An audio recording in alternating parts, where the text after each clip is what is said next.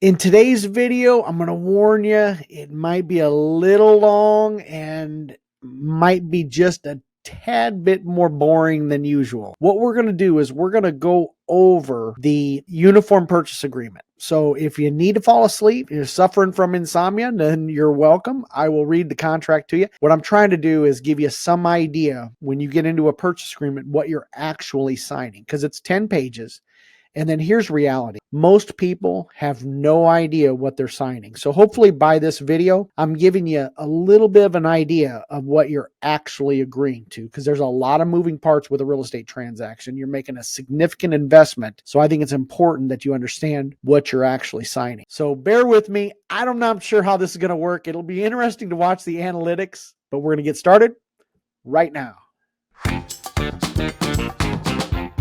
Hi, my name is David Matney with Nebraska Realty. I'm a local realtor here in Omaha, Nebraska. Now let's jump in to today's topic.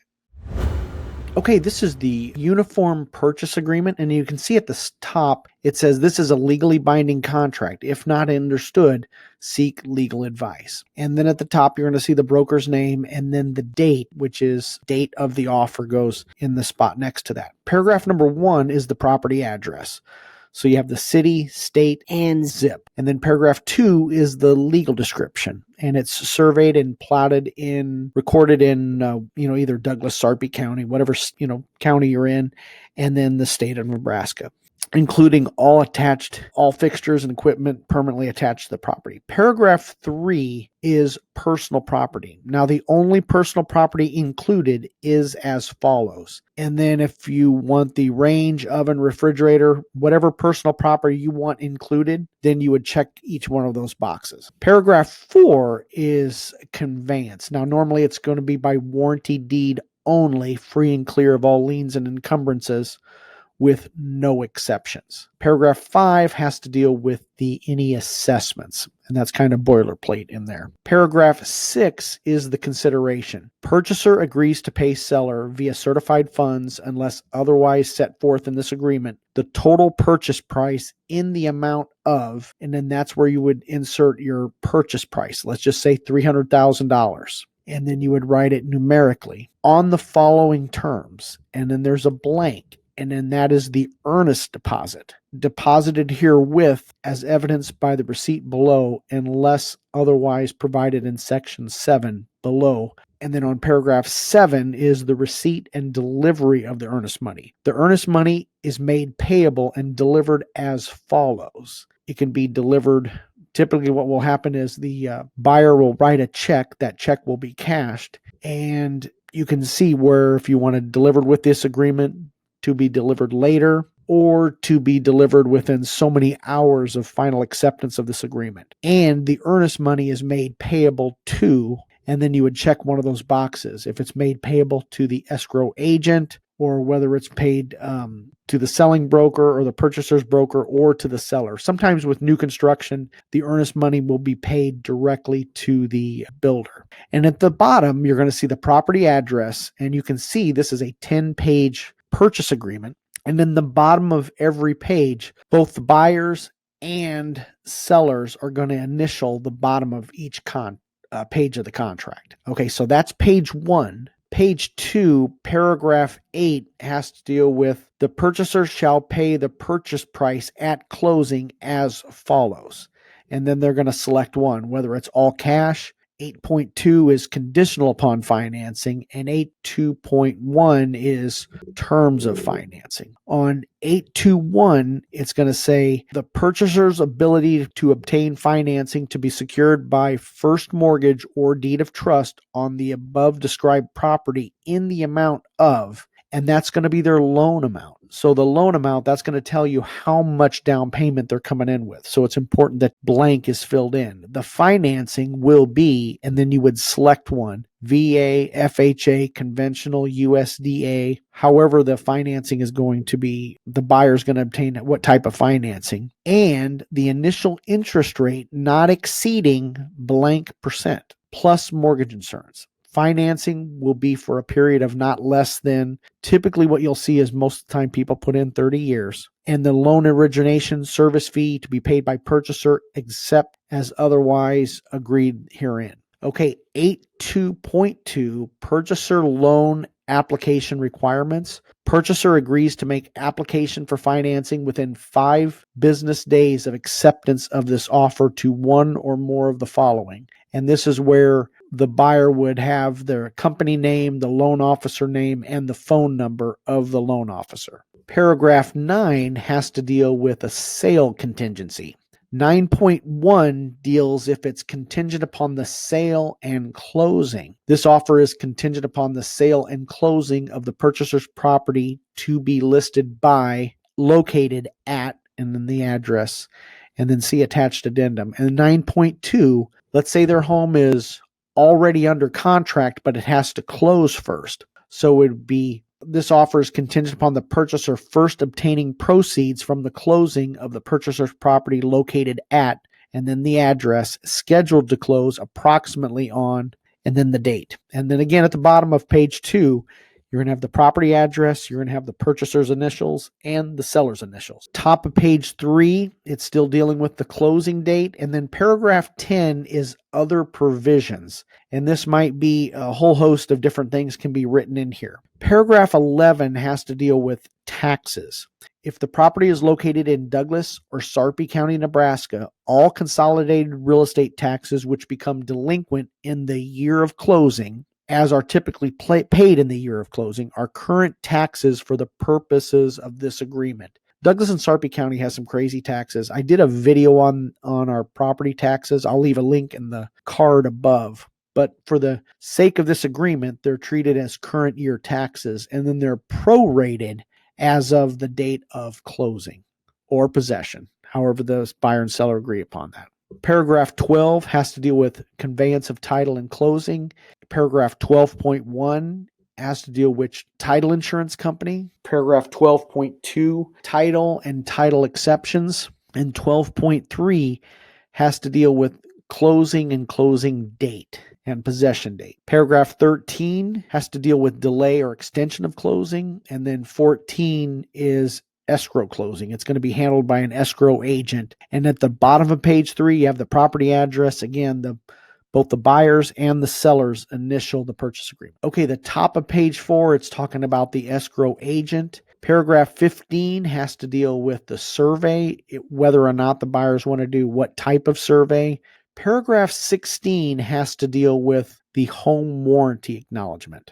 Paragraph 16, the purchaser shall receive a home warranty provided at the expense of who's paying for the home warranty, and then the type of warranty. Now, there's 2 types of warranty. There's a non-evaluated and an evaluated warranty. Now, notice on where it says evaluated warranty, it says if available with no exclusions. The cost is blank plus applicable taxes. Warranties usually run you around $600 or $700. The home warranty plan benefits are limited and defined by the plan documents, which purchaser is advised to review. Now, do you see where it says seller is responsible to ensure issuance of warranty with no exclusion under this option? That goes back to the difference between an evaluated warranty and a non-evaluated. And here's a quick explanation of that.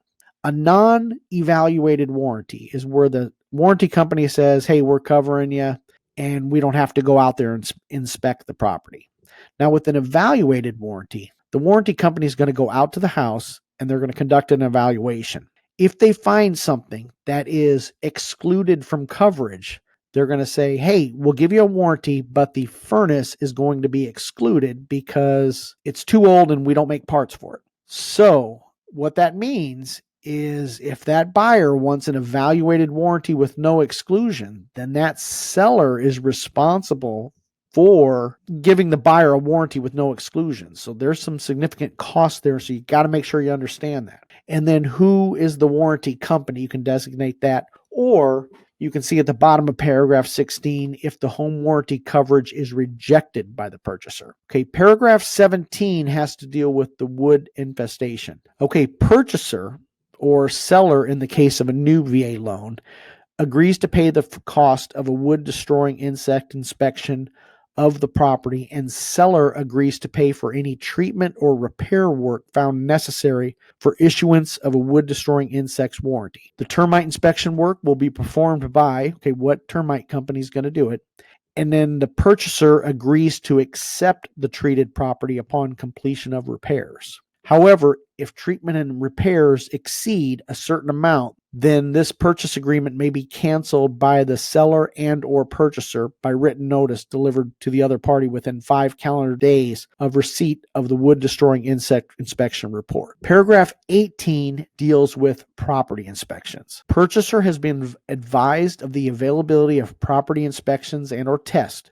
Unsatisfactory home conditions, asbestos, mold, lead, radon, and other contaminants may exist in the property of which the broker or agent is unaware. Suspected contaminants and the home condition may be identified with a typical air quality or home inspections. Broker recommends purchaser obtain inspections of the purchaser's choice to better determine the presence of contaminants and home condition. And this is where the buyer can select and initial whether they elect not to obtain property inspections or whether they reserve the right to perform property inspection. If purchaser has reserved the right to obtain property inspections, then the following provisions shall apply. And then it goes to 18.1, 18.11, and 18.12.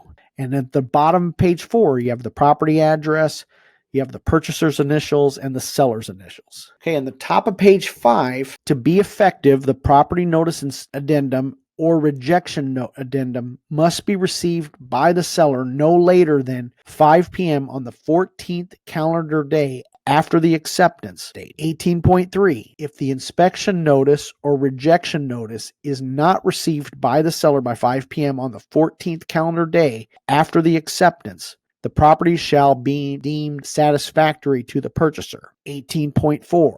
If a rejection notice addendum is received by the seller by the inspection objection deadline, this agreement shall be automatically terminated. And then, if the 18.5, if the inspection notice addendum containing the request for action by the seller is received by the seller by the inspection objection deadline, and the purchaser and seller have not agreed in writing as to what action is to be taken regarding the items by 5 p.m. on the 18th calendar day after the acceptance of this agreement shall automatically terminate on the resolution deadline unless before such termination, purchaser's written notice of withdrawal of this requirement that the seller correct the items contained in this inspection notice addendum is received by the seller. 18.6 talks about the earnest money, and then 18.7, it says purchaser does not, by acceptance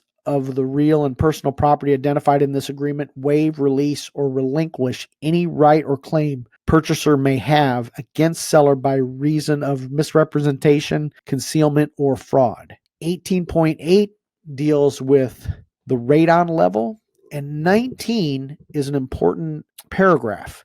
If finished square feet, age, location of property lines, lot size, condition of improvements, protective covenants, designated school or school district, or other specific requirements are important to the purchaser's decision to purchase, purchaser acknowledges the limited agents have advised purchaser to procure an independent investigation. Paragraph 20 deals with utilities, and that says that the purchaser agrees to have all utilities transferred into their name as of the date of closing or possession, whichever is earlier. Paragraph 21 talks about condition of the property. The seller has to keep maintaining the landscaping, sprinkler system, heating and air, sewer, plumbing, all that sort of good stuff. And the seller will allow the purchaser to walk through the property within so many calendar days before closing to confirm compliance with this purchase agreement. Following closing, purchaser shall be responsible for all maintenance and care of the property. Paragraph 22 deals with rents, leases, and whether it's a tax-deferred exchange.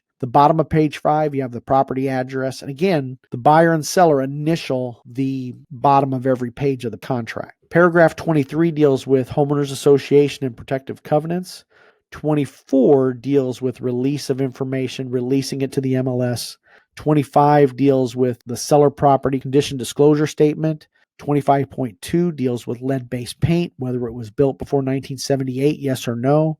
Paragraph 25.3 has to deal with whether or not it is in a SID. A SID stands for Sanitary Improvement District. And if it's in a SID, that the purchaser has received the most recently filed SID statement. Paragraph 25.4 deals with fair housing. 25.5 deals with safety. Seller agrees to install at seller's expense smoke detectors and carbon monoxide alarms as required by law. 25.6 deals with affiliated business arrangements. A lot of times title companies are owned by real estate companies, so they have to disclose that relationship. Paragraph 26 deals with insurance and or property damage. What goes on if the property is damaged by fire, wind, hail, explosion during the escrow period, how that's handled. Paragraph 27, notice, delivery, and time. And at the bottom of page 6, you have the property address. Again, initials at the bottom. Top of page 7, modification in writing. Any modification of this agreement must be in writing and signed by all parties. 29 just means you can do things electronically with electronic signatures. 30 deals with the broker flat fee for the buyer's agent or the buyer's broker. Paragraph 31 deals with arbitration and mediation. And then property address at the bottom, and then the buyer and seller initial at the bottom. In section 31, if they want to waive arbitration, then they would check that box, and then the purchaser will initial at that spot. Paragraph 32 deals with offer expiration, when the offer expires. And then paragraph 3 is the list of attachments and addendum and disclosures, all the other attachments and disclosures attached. And at the bottom, this is where the purchaser signs the purchase agreement and their name, and then names for deed, whether you're taking title of the property as joint tenants, tenants in common, who's going to be on title. And are those individuals, single individuals? Is it married individuals? Is it a married couple? How that's designated. The bottom of page 8, address again, purchaser's initials, seller's initials. The top of page 9 deals with the buyer's agent company information and the buyer's agent's name. This is the seller acceptance. The seller has 3 choices. They can accept the offer, they can counter the offer, or they can reject the offer. And then the seller signs it, the seller prints, and then you got to designate if the seller is a married couple, a legal entity, single individual. The bottom of page 9 is the seller's agent's information, the company name, agent email, agent phone number, license number. The bottom of page 9 is the property address. Again, every page is important, so they're going to make you initial in the bottom of every page. The top of page 10, let's say the seller countered the offer. This would be where the purchaser accepts or counters the counter offer.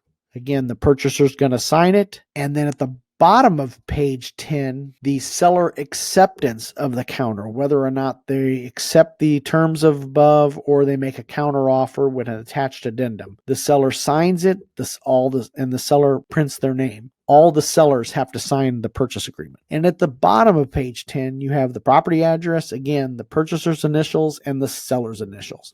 But that's overall just kind of a brief, quick rundown of the purchase agreement. And hey, don't forget, show some love for the channel. Be sure to, if you're still here on this contract, it's a long contract. If you're still here, thank you, and you make it a great day.